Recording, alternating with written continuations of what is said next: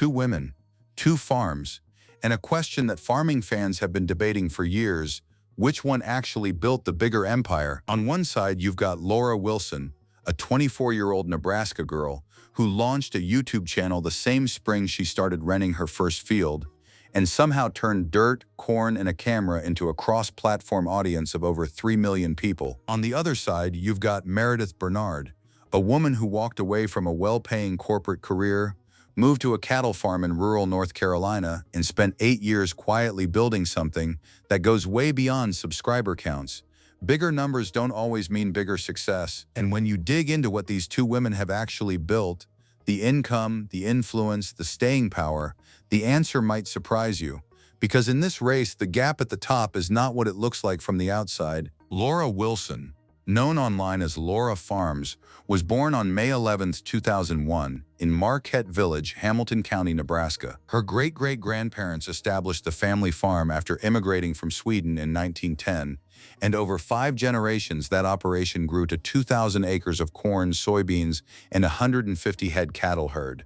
Laura started helping on the farm at 13. By the time she was 19, she was renting ground and farming it herself and filming every minute of it. Meredith Bernard grew up in New Hill, North Carolina, a small community where both her parents worked at NC State in adjacent Raleigh. She attended NC State herself, earning a bachelor's degree in animal science and a master's in agricultural education. She initially tried teaching, hated it within months, and pivoted into livestock feed sales, a career she'd hold for over a decade. After a fall from her horse, she found her way to Lawrence Bernard, who was known as a miracle worker with problem horses.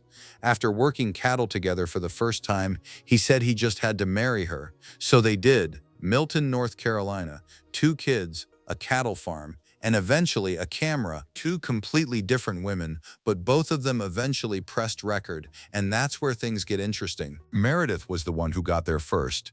She launched her YouTube channel in June 2017, a full 3 years before Laura even owned a camera. At that point, she was already knee-deep in farm life, homeschooling her 2 kids, Wesley and Austin, helping Lawrence manage their beef cattle operation in Milton, North Carolina, and documenting every calving season, tractor breakdown, and muddy morning that came with the territory. She didn't even start with proper equipment, just an iPhone and the free iMovie app, building everything from scratch on nothing but passion and a willingness to figure it out as she went.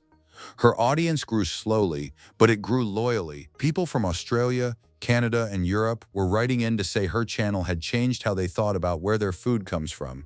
That's not a small thing. Laura created her YouTube channel on April 24, 2020, and her very first video now has over 1.3 million views. She launched during a global lockdown, at a moment when people were desperate for anything that felt grounded, real, and far away from the chaos of the news cycle. Nebraska fields, irrigation pivots, harvest updates, and honest conversations about what it actually costs to start farming from scratch. It hit differently in 2020, and it kept hitting.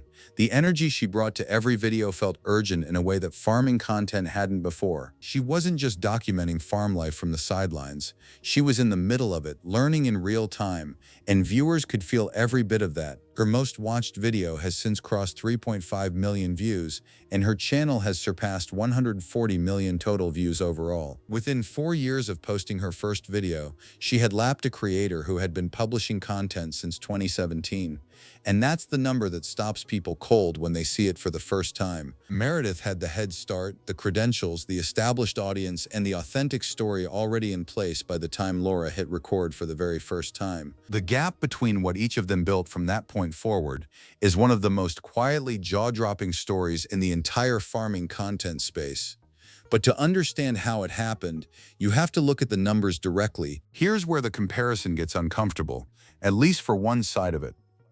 Laura's YouTube channel has surpassed 700,000 subscribers and crossed 140 million total views, but YouTube is only part of the story. She has around 900,000 followers on TikTok, over 890,000 on Facebook, 240,000 on Instagram, and more than 30,000 on Twitter, pushing her total cross-platform audience well past 3 million people. That's not a farming channel. That's a media operation, and it was built in under 5 years by a woman who was still a teenager when she planted her first field. Meredith's YouTube channel sits at around 127,000 to 130,000 subscribers, with a lifetime view count of approximately 66 million.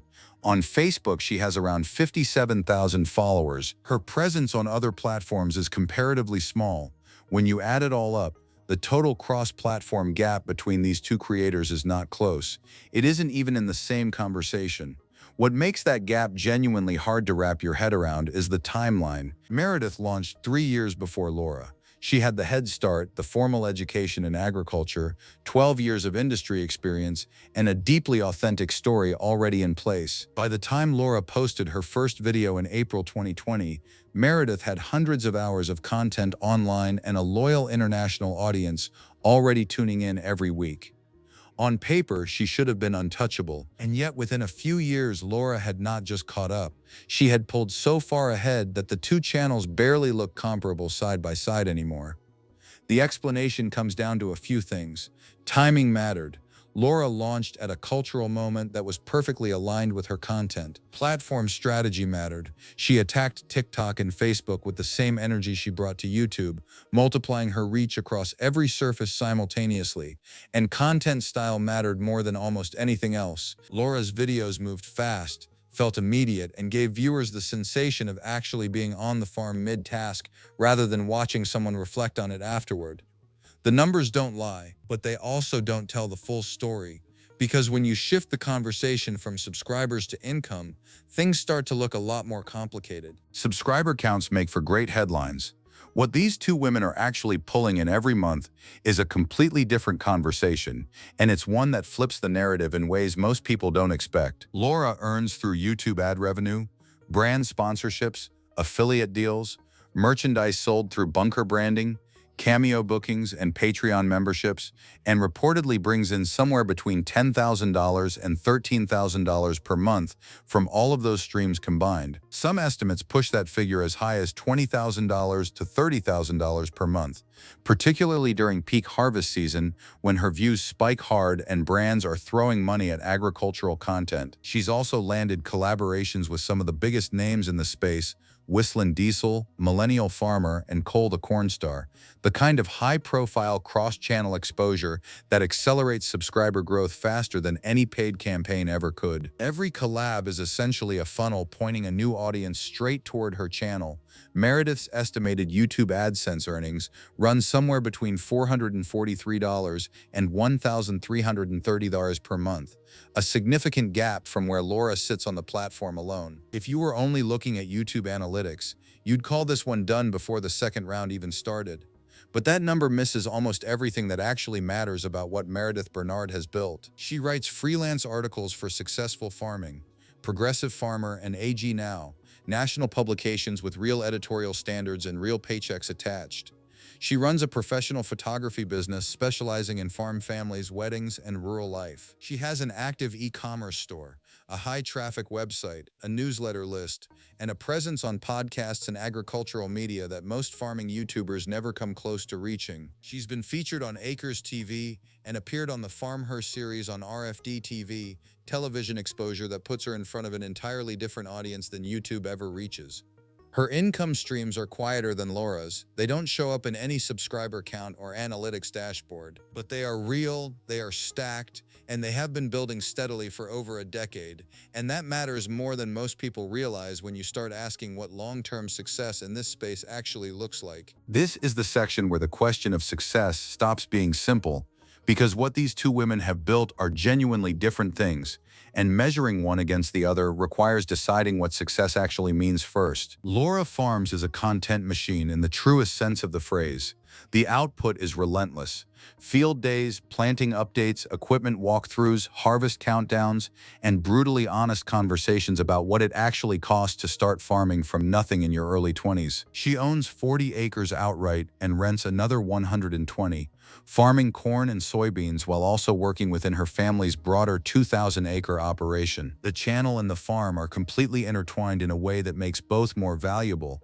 The farm gives the channel authenticity, and the channel gives the farm a platform that no amount of traditional marketing could replicate. Sponsors understand that. Brands want to be attached to that energy.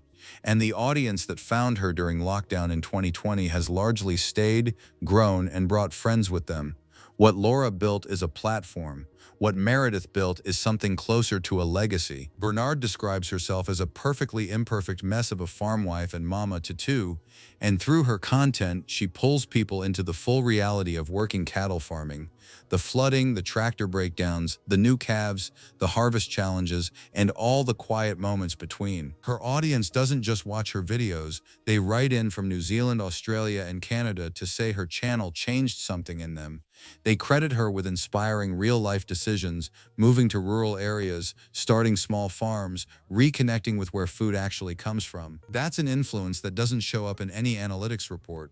Meredith has said she believes the world craves more real and less Kardashian, and that philosophy is baked into every single thing she produces. There's no performance in it, no chasing trends, no algorithm tricks, no high-profile collab strategy, just a North Carolina cattle farm, a woman with a camera, and 8 years of showing up exactly as she is.